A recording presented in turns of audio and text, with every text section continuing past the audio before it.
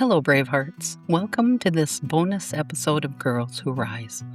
Today, I am sharing with you the story behind this podcast because, believe it or not, I never imagined I'd be sitting behind a microphone recording stories for girls. If you had told me a few years ago that I'd be recording a podcast, I would have smiled politely and said, I think you have the wrong person. Not because I don't love stories, I always have. And not because I don't care deeply about people. I've always believed that kindness matters, that listening matters, and that sometimes a few thoughtful words can mean more to someone than we ever realize. Putting my own voice out into the world, that felt completely outside my comfort zone. The funny thing is, the people who know me probably aren't surprised at all that I've created something centered around stories. I've always loved stories. I've always loved meaningful conversations. And I've always believed that everyone has a story worth hearing. When I look at myself, I can see those ideas quietly woven through so many parts of my life. That's not what's surprising. What is surprising is I never expected where they would lead me. Stories have a wonderful way of introducing us to people inside their pages, but every story has someone turning those pages.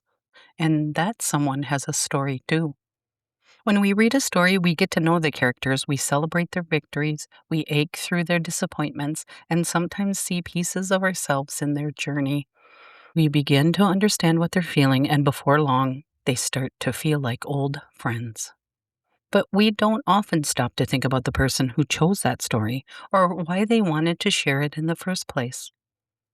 Today, I'd like to invite you behind the pages for just a little while and tell you why these stories and this little podcast matter so much to me. How did I end up here? That's the story I'd like to tell you. So pull up a chair, stay a while, because every story has a beginning, and this one is mine. To answer the question of how I ended up here, I think I have to go back a little.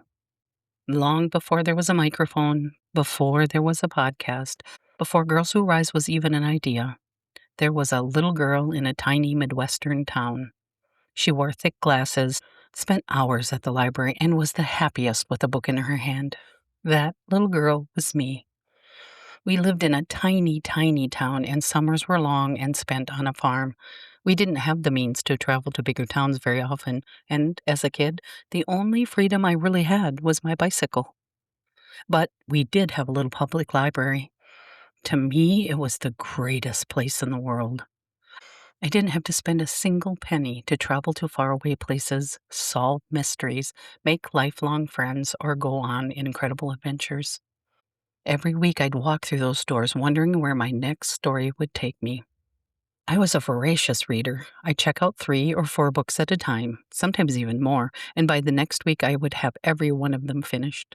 I'd spend so much time wandering the library looking for just the right book that my mom would get impatient and threaten to leave me. There were many times I grabbed whatever looked interesting so I wouldn't be left behind. Then I couldn't wait to get home. I'd rush through my chores so I could crack open the next book. I'd read for hours on end, and the outside world simply disappeared. Looking back now, I don't think I realized what those stories were really giving me. At the time, I just thought I loved to read. Every time I opened a book, I stepped into someone else's life for a little while. I laughed with them, I cried with them, I celebrated their victories and felt their heartbreaks. Now I realize those books gave me so much more than entertainment. They introduced me to people who were brave, lonely, misunderstood, afraid, stubborn, kind, and wonderfully imperfect. I loved the adventures. I loved the mysteries, the friendships, and the happy endings. I didn't know it then, but those stories were helping me make sense of feelings I didn't yet have words for. And maybe that's why this podcast means so much to me, because I know there are times when you don't always have the words for what you're feeling either. My hope is that somewhere in these stories, you'll find them too. For years, I never gave much thought of this. Life was busy, there was work, family, and all the things that a busy person does in life. I had plenty to keep me occupied right where I was. And back then, there was no such thing as a podcast. And later, if you had asked me if I'd ever start a podcast, I probably would have laughed. I had absolutely no desire to become a podcaster. And when I first thought about the idea, it really wasn't about starting a podcast. It was more about helping others. In my everyday life, I began noticing the effects of social media and how the negative parts of it affected me. It was hard to find something positive to celebrate. Everywhere I looked, there seemed to be another message telling us that we aren't enough. We aren't parenting the right way. We aren't taking the right supplements. Our home wasn't organized enough. My life certainly didn't look like everyone else's highlight reel on social media with a perfect house, all meals prepared from scratch, well behaved children, and a constant smile on my face where I sipped coffee in my perfectly landscaped backyard every morning. It seemed like everyone was living their best life. I found myself asking, why are we doing this?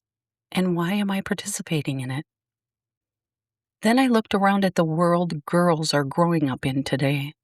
They're surrounded by constant noise, notifications, videos, opinions, expectations. There are so many voices competing for their attention that I sometimes wonder if they ever get the chance to simply be still and understand what's happening inside their own hearts. I couldn't get that out of my head. It kept returning to me over and over again. This idea of creating a safe, quiet space where girls could simply be with no expectations, no comparison, and no pressure. It just kept coming back. The more I thought about it, the more I realized this wasn't just another idea. Sure, some of it was certainly my own thinking, but it also felt like God was gently leading me in a direction I hadn't expected.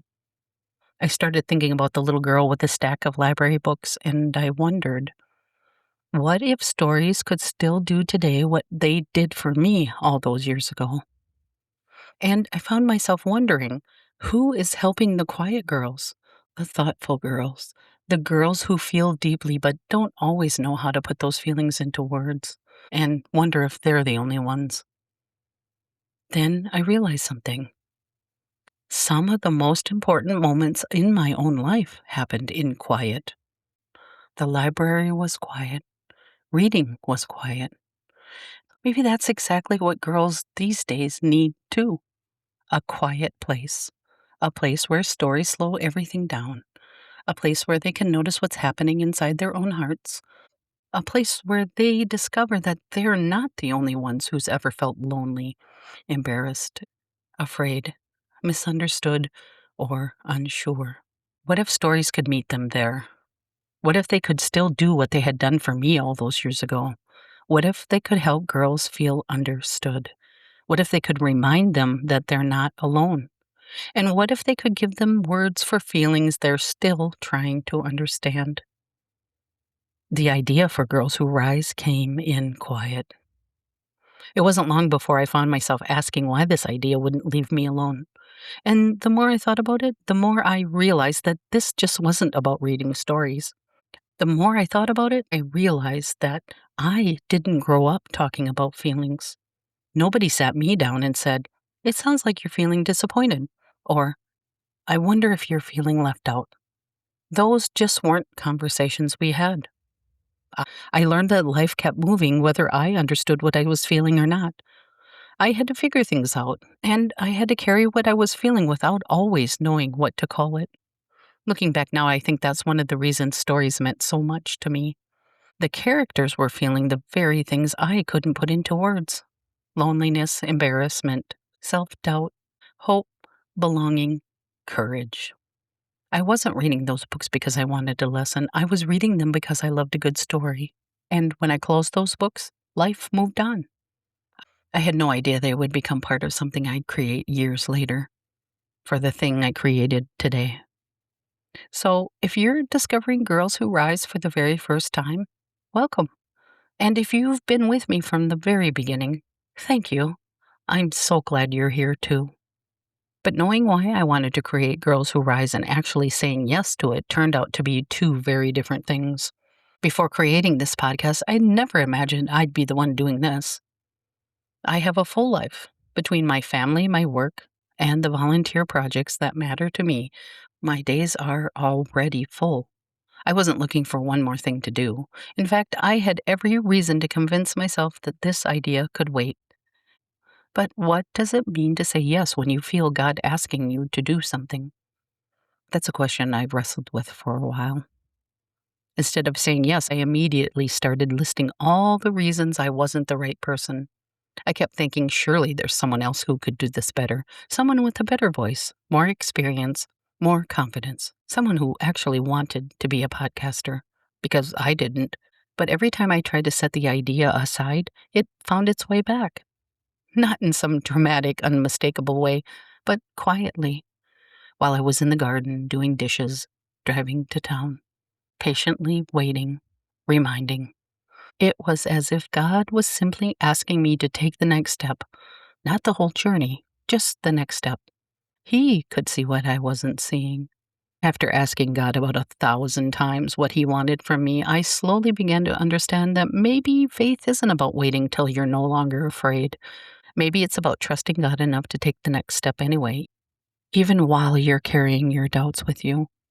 And I came face to face with a really hard question. Was I willing to do this only if everyone understood what I was doing? Or was I willing to do it because I believed God was asking me to and that God believed in me? There was something else I had to face too, the expectations I placed on myself. I've always wanted things to be just right. I'm sort of a perfectionist, and that doesn't always make life easy for me. I've spent much of my life trying to get everything just right. I think a lot of that began when I was young. I was the oldest, the responsible one, and somewhere along the way I learned that getting things right mattered. Not because everyone expected perfection, but because being dependable had become part of who I was. I came to believe that letting someone down wasn't an option.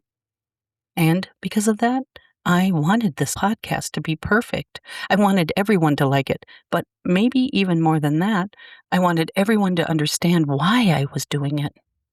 When I shared the idea with some of my family and friends, they were kind and supportive, but some of them just didn't see it the way I did. They couldn't look inside and see that little girl who often felt alone, trying to make sense of her feelings without a roadmap, without guidance, and without much encouragement. They couldn't see how stories had become a place where I felt understood long before I knew how to understand feelings myself. I could see what this podcast might become long before I ever pressed record. In my mind, I imagined every part of it. The stories would be told perfectly. My voice would sound just right. I'd know exactly what to say. I'd market it perfectly. People would find it, and somehow it would go viral. That was the unrealistic dream I had built in my mind. For me, there was no doubt it had to be perfect. It was all or nothing. So instead of recording, I would just find excuses of why it wasn't good enough to publish. I never moved forward. But sometimes big dreams come with big feelings that need to be faced. When I finally let go of that grand vision, I realized I had become so focused on making the podcast perfect that I was losing sight of what I had wanted it to be from the very beginning. Not perfection, connection. I didn't plan to start Girls Who Rise because I wanted millions of listeners. I started it because I hoped someone might hear a story and think, I've felt that way too. If a story can make someone feel seen or understood, or just a little less alone, that's enough. And maybe that's exactly what it was always meant to be. So, what do I hope this little podcast becomes? My hope is that stories become more than stories. That doesn't mean I want every listener to take away the same thing. Instead, I hope that while you're listening, you'll slow down for a little while, that you'll wonder why a character made the choices they did, wonder what you might have done in their place, wonder about the people in your life. And maybe when the story is over, that wondering will continue into a conversation with someone you love. Or maybe it's simply the reminder that whatever you're feeling, someone else has felt it too. I want these stories to help you find words for feelings that can sometimes be hard to explain, to remind you that courage isn't about never being afraid, that kindness is never wasted, that making mistakes do not define who you are, and that even the hardest chapters don't last forever. Most of all, I hope that Girls Who Rise becomes a place you'll want to come back to, a place where stories help us understand ourselves and each other. More than anything, I want these stories to help you recognize, name, and understand what you are feeling. And I would like you to remember that every feeling, even the uncomfortable ones, has something to teach us. I hope these stories become the beginning of conversations between kids and parents, between best friends, between you and the people who love you, but sometimes aren't quite sure how to start talking about the big feelings we all carry. Sometimes a conversation just needs a place to begin. Sometimes it's simply easier for questions to be asked when they are in a story. Questions like, what do you think the main character was feeling? Have you ever felt that way? What do you think they needed in that moment? Sometimes those simple questions can open the door to conversations that might never have happened otherwise. That's what I hope Girls Who Rise becomes. I certainly don't have all the answers, and I don't expect every girl who listens to become a lifelong reader. But I do hope she discovers that stories have a way of meeting us exactly where we are. I don't know exactly where this journey will lead. I don't know whose lives these stories will touch. I don't know which stories will matter most or which conversations they'll begin. But I hope years from now, somewhere, a girl will remember a story when she needs it most. And sometimes we don't even realize it until years later when a moment in our own life quietly reminds us of a page we once turned. They gave me words when I didn't have them myself. And maybe that's how stories have always worked. They quietly find the people who need them. And I think that's one of the most beautiful things about stories. So, there it is. That's the story of how Girls Who Rise found its way into the world. As I look ahead to season 2, I find myself feeling excited all over again. There are so many wonderful stories still waiting to be shared, and so many conversations still waiting to be had. New characters, new adventures, new feelings to explore together. If there's one thing I've learned through this journey, it's that stories just don't entertain us. They help us understand ourselves. And sometimes they quietly remind us that we aren't the only ones who have ever felt exactly the way we do. If you've enjoyed listening, I'd be so grateful if you would like, follow, and share Girls Who Rise with someone you think who might enjoy it too. It really does help more people discover the podcast. I'd also love to hear from you.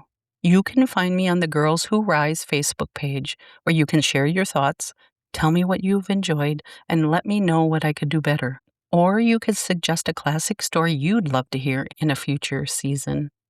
I'd love for this to become a place where we can share our love of stories and talk about feelings together. I'll be taking a little break before the launch of season 2, but don't worry, I'll be back soon. And while I'm gone, I want you to be thinking about our next adventure. Remember, you are not too much. You belong here. And never forget, you matter. Until next time, brave hearts, be gentle with your heart. Keep noticing your thoughts and feelings, and remember that being hopeful, curious, and a little unsure is a part of being brave. See you soon.